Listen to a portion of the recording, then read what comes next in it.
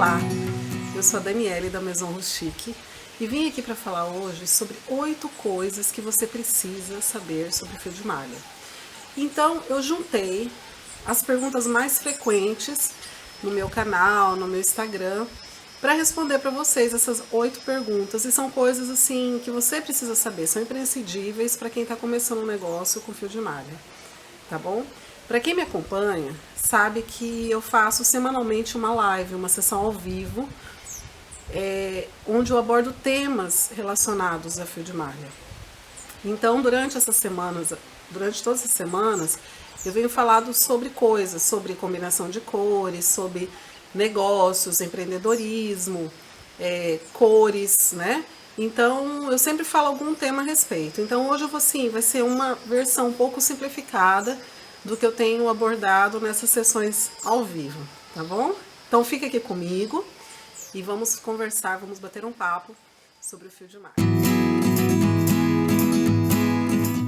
A primeira pergunta é: o que é fio de malha? Bom, a maioria de vocês já sabe o que é o fio de malha, mas para quem está começando agora, às vezes não sabe, não tem noção do que é. Então, o fio de malha, ele é o resto da indústria têxtil. Então, ele é o resíduo da indústria têxtil, né, vamos dizer.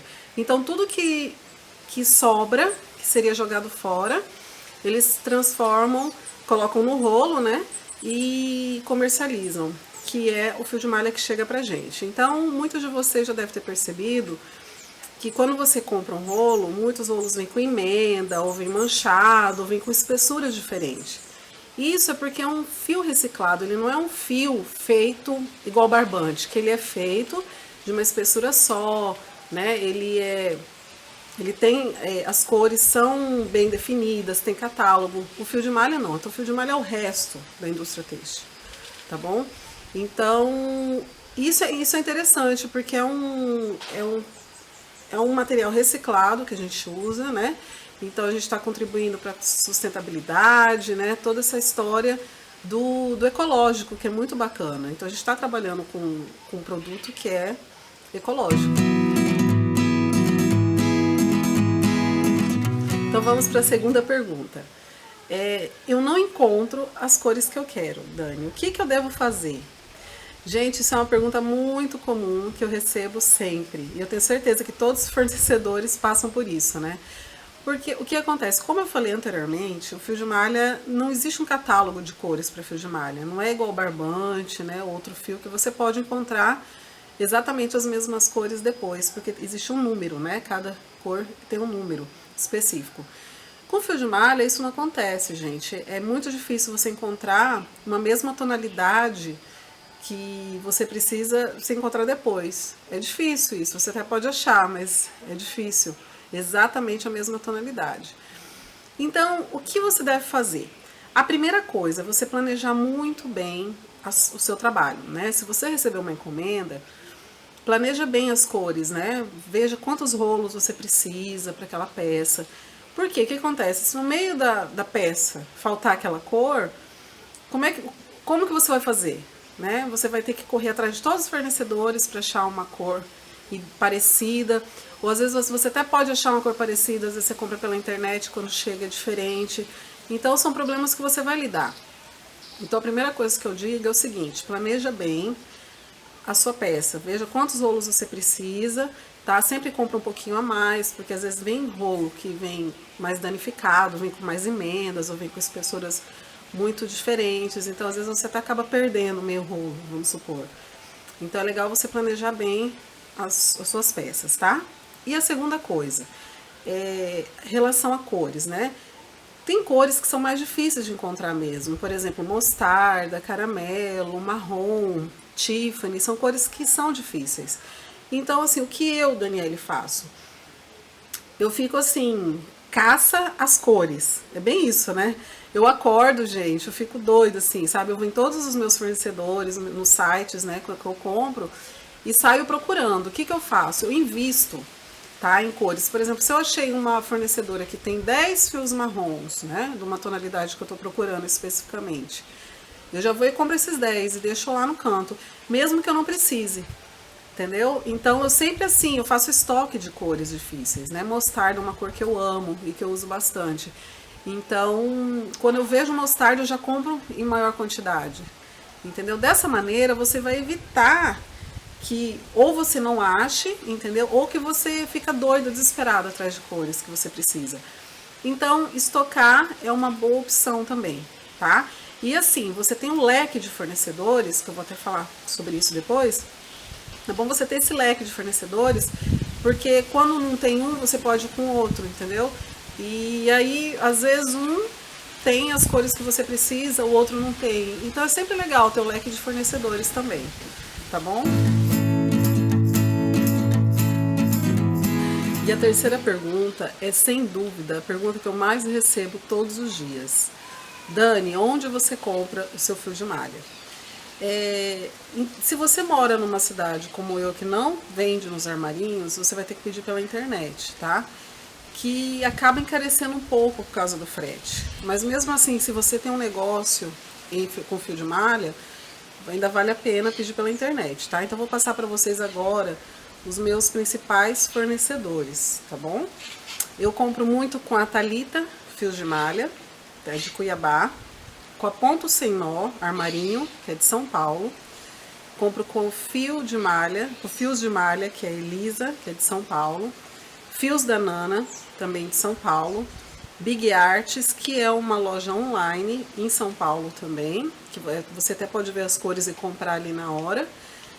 Compro com a Novelo Rosa, Decor Fios e a Sul Fios de Malha. Então, esses são os meus principais fornecedores. Não estou falando que são os únicos, tá? Deve ter outros por aí, mas esses são os meus fornecedores que eu recomendo e indico para vocês, para ter uma compra de qualidade, uma compra boa. E são pessoas que podem te auxiliar também em relação às cores, tá bom? Então vamos para a quarta pergunta agora, tá? Qual agulha usar? E aí, gente, eu falo para vocês o seguinte, a agulha depende da espessura do fio, tá? Uma espessura normal, uma espessura padrão, vamos dizer, eu geralmente uso uma agulha 9 ou 10. Eu uso uma agulha de bambu, que é uma agulha de madeira, tá? Eu acho que elas são melhores, muito melhores que as outras pequenas, né? Tem umas de alumínio pequenininha, ela acaba doendo muito o punho aqui. Então essa daqui é boa porque ela tem uma pegada legal, sabe? Te dá mais firmeza. E eu acho muito bacana, gosto muito dessas agulhas de madeira ou bambu. São as que eu recomendo, tá? Aí, existem as agulhas menores também. Uma agulha 3, por exemplo, é imprescindível para o seu trabalho, para os arremates, tá? Você não vai conseguir arrematar legal uma peça com uma agulha grande dessa. Até pode conseguir, mas vai ser muito mais trabalhoso. Essa agulha fina, ela é muito mais fácil para arrematar. Então você sempre vai ter do seu lado uma agulha 3 ou 4 para arremate, tá? E aqui eu tenho uma agulha 6. Essas agulhas menores, elas são ótimas para fazer cesto, por exemplo, que precisa de um ponto mais firme, um ponto mais fechado para ficar mais firme o seu cestinho. Então, geralmente, mesmo com uma agulha padrão, eu uso uma agulha mais fina, justamente para dar esse ponto mais fechado e ficar mais firme o seu cesto, tá? Mas geralmente, no dia a dia, eu uso muito a 9 e a 10 com agulha de madeira ou bambu. E a quinta pergunta é: como lavar a minha peça de fio de malha? Gente, isso é uma informação muito importante, tá? Que você tem que saber e passar para os seus clientes quando você vende as suas peças. Por quê? Às vezes você faz um tapete grandão ou qualquer peça super colorida e vende para o seu cliente. Aí daqui a pouco ele liga e manchou a peça, por exemplo. E aí você vai ter que reembolsar ou vai ter que fazer outra peça. Então é muito importante que você faça o teste do fio para ver se ele mancha, tá? Mesmo que ele manche, você pode recomendar ao seu cliente, tá? A deixar de molho no sal 30 minutos a 1 hora antes de fazer a lavagem da peça, tá? Então o que eu faço? Deixo de molho 30 minutos a 1 hora e depois eu vou com sabão neutro. Ou eu lavo na mão, se é uma peça menor com a buchinha, Ou se é um tapete, por exemplo, eu coloco no chão e esfrego com a vassoura com cerdas macias. Também não pode ser aquela vassoura com a cerda muito áspera e grossa, sabe? Porque senão danifica o material. Então, é recomendável lavar na máquina? Gente, eu com os meus tapetes eu não coloco na máquina e também não recomendo os meus clientes a colocarem na máquina, porque é uma peça artesanal, sabe? É uma peça feita ali com a mão, com muito carinho. Então, se você colocar na máquina, lógico que a durabilidade da sua peça não vai ser tão grande como uma peça que você lava na mão. Eu tenho todos os meus tapetes, gente, tudo eu lavo na mão, coloco no sal antes, são todos conservados e parecem novos, porque o sal também, além de evitar manchar, ele evita o desbotamento. Então você lavou a peça, ela fica novinha, principalmente se você lavar na mão ali com todo cuidado. Então são duas recomendações que eu dou para minhas clientes. Uma, deixar de molho no sal, tá? Com uma quantidade razoável de sal, de 30 a 40 minutos, independente se o tapete é colorido ou cor lisa, até porque a cor lisa, ele evita o desbotamento também. E não lavar na máquina. Também não recomendo lavar na máquina, justamente para você manter uma peça bonita e bem acabada assim. Quantos quilos ou quantos rolos de fio de malha eu uso para fazer um tapete de 1 metro, por exemplo? Essa é uma pergunta também muito frequente, tá? E eu vou passar para vocês, de acordo com as minhas anotações que eu tenho feito durante esse tempo que eu tenho feito fio de malha, quantos rolos para quantos centímetros, tá? Então anotem aí, que essa informação é muito interessante até para você saber como precificar as suas peças mais tarde, tá? Então, por exemplo, para 1 quilo, você consegue 65 centímetros de tapete. Eu tô falando, gente, para tapete, tá? Tudo que eu vou falar aqui é para tapete. 2 quilos, 83 centímetros. 3 quilos, 1,05 metro. 4 quilos, 1,20 metro. 5 quilos, 1,41 metro. 6 quilos, 1,52 metro. 7 quilos, 1,63 metro. 8 quilos, 1,85 metro. 9 quilos, 1,90 metro. E 10 quilos, 2,05 metros. Gente, essa metragem, de acordo com os quilos, também varia muito, tá? Eu tô dando aí pra vocês uma ideia e uma referência, porque às vezes você pega, por exemplo, um rolo que tem um fio muito fino, com certeza ele vai dar pra fazer um pouquinho a mais do que essa medida padrão. Ou se você pega, por exemplo, um fio muito grosso, ele vai dar um pouco menos, tá? Então essas medidas são, assim, medidas referências, não são exatas, tá? Então é mais fácil, quando você tem uma encomenda, com essas medidas você sabe precificar o seu produto, porque você sabe quantos quilos para cada metro de tapete, para cada tamanho de tapete. Espero ajudar vocês com essa dica aí da metragem. Como dar valor às suas peças? É muito importante e muito legal você saber como dar valor às suas peças, para você saber que você está cobrando um preço justo, tá? Na verdade, você pode dar o valor que você quiser. Se você desvalorizar demais, você vai trabalhar muito e ganhar pouco. Se você supervalorizar seu produto, você vai dar um tiro no pé, porque vai ter difícil a saída dessas peças, né? Então eu vou ensinar o jeito que eu faço para cobrar, tá? Existem vários vídeos na internet, inclusive, das pessoas ensinando a cobrar artesanato. Cada pessoa utiliza um método. Tem gente até que cobra por hora, né? Ensina aquele cálculo por hora. Eu não uso esse cálculo por hora porque para mim é muito difícil quantificar esse horário, porque às vezes tem tapete que eu demoro às vezes 3 dias. Se for contar 3 dias que eu demorei, eu vou cobrar assim muito mais do que o valor de mercado. Então eu acabo assim não cobrando por hora, tá? Nem por tempo. Então eu vou falar para vocês quais são as coisas que eu levo em consideração quando dá valor à minha peça, tá?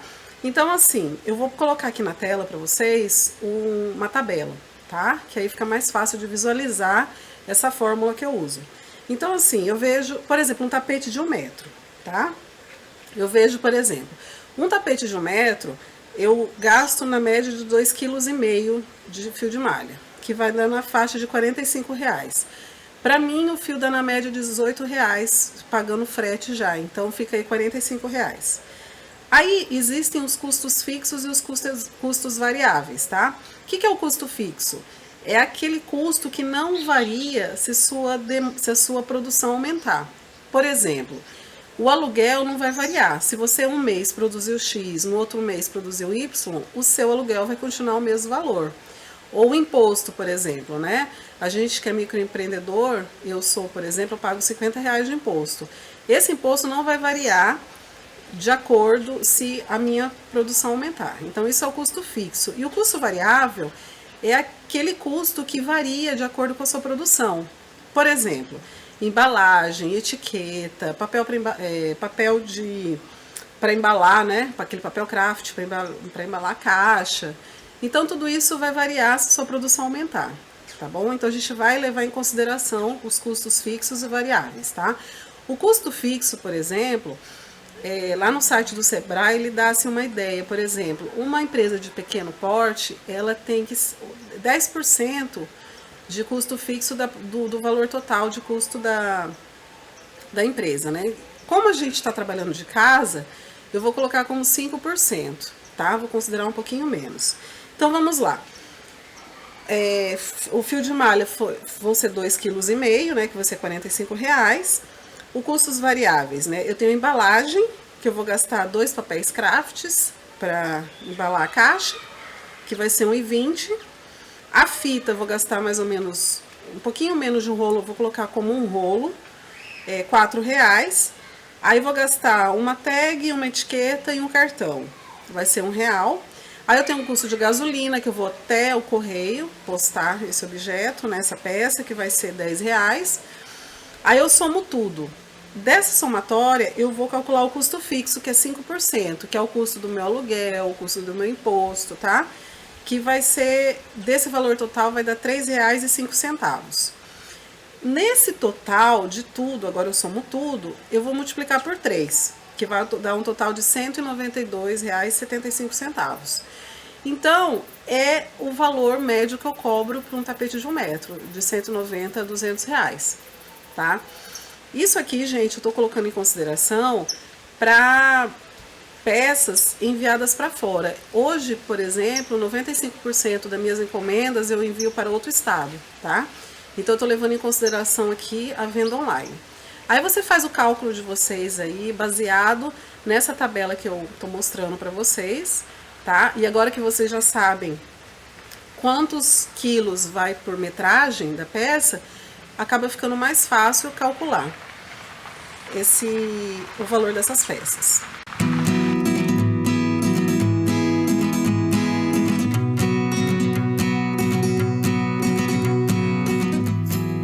E agora vamos para a última pergunta. Dani, tô querendo abrir meu negócio com fio de malha. Quais são os primeiros passos para abrir esse negócio? Então vamos lá, gente. Esse também, aliás, todos, né, que eu tenho falado são assuntos que demandam mais tempo para discutir, né? Eu tenho falado cada live 1 hora sobre cada assunto desse. E não foi diferente com esse assunto sobre negócio e empreendedorismo, né? Foi uma live, foi uma sessão inteira dedicada a isso. Mas eu vou resumir aqui, assim, a minha opinião sobre como fazer o negócio com o fio de malha, tá?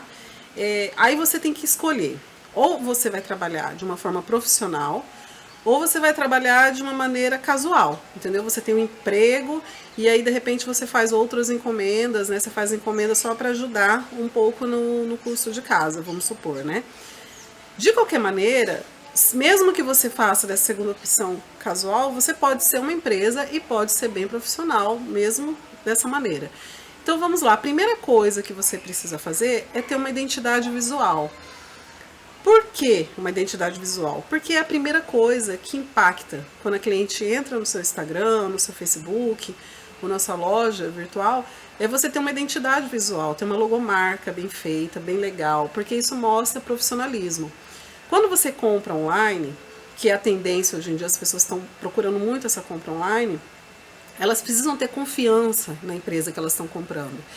E se ela entra lá no seu Instagram, na sua rede social para comprar e vê assim uma coisa bem caseira, a confiança dela vai ser menos do que se ela vê uma empresa, né? Uma empresa estruturada, com uma identidade visual legal. Então isso é a primeira coisa assim que enche os olhos do cliente e conquista a confiança também. Então, identidade visual é muito importante, tá?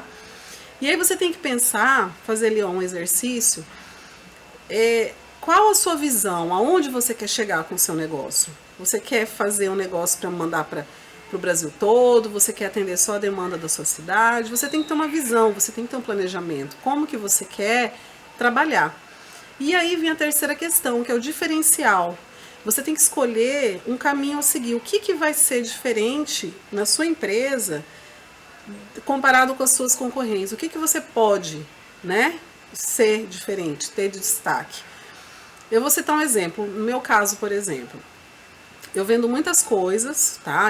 Faço de tudo, quarto de bebê, faço tapete para sala, faço coisa para cozinha. Mas o meu diferencial, eu acredito que seja os tapetes mandalas, que é o que as pessoas, primeira coisa quando pensa na Maison Rustique é o tapete mandala. Então assim, é legal você ter um nicho, um público-alvo, é muito importante isso, tá bom? Mas se você é como eu, que tem uma mente criativa, eu não consigo ficar só num segmento, gente, isso é meu, tá? Porque eu acho que se eu ficar só em quarto de bebê, eu ficar só em cozinha, ficar só em sala, isso vai me cansar e vai me limitar muito. Eu gosto de fazer de tudo. Se alguém chega com um desafio para mim, eu adoro e faço de tudo, entendeu? Só que o meu diferencial é o tapete mandala, que é o que se destaca no meu negócio. Então, o legal é você ter um público-alvo, né? Você saber bem o seu nicho de mercado. Mas se você não consegue, né, funilar o seu negócio, você pode ter alguma coisa que você vai se destacar, tá bom? E a terceira coisa é você pensar sobre o processo de venda, tá? Que são etapas, né? O atendimento, a produção, a execução e o follow-up, que é o pós-venda. Então você tem que pensar em cada etapa dessa e colocar no papel como que você faz seu atendimento, como que você trabalha, faz a produção, como que você executa, né? Que é a hora da entrega, e como que você faz o follow-up com seus clientes, como que é o pós-venda. Tá?